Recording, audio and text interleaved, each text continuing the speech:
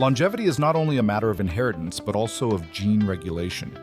The interaction between genetics and epigenetics determines how we age and the ability of our body to repair itself over time.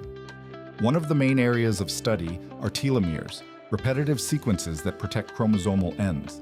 Their progressive shortening limits the capacity for cell division, marking an internal biological clock.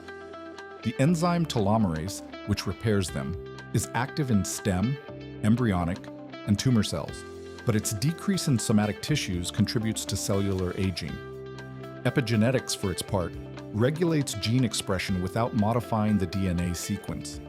Mechanisms such as DNA methylation, histone modification, or the action of microRNA control the synthesis of proteins essential for cellular homeostasis. These modifications are directly influenced by environmental factors such as diet, stress, sleep, or exposure to toxins.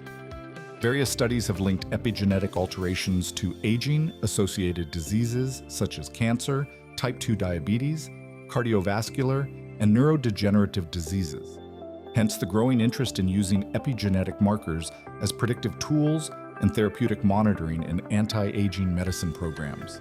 In this context, the clinical goal is no longer just to prolong life, but to preserve its quality. To achieve this, understanding how genes related to longevity are modulated is essential. Personalized medicine is moving toward a preventive approach, based on epigenetic regulation and optimization of cellular repair processes. Genetics gives us the potential, epigenetics, the control. And it is precisely at that intersection where the clinical keys to healthy aging, adapted to each patient's biological profile, are found.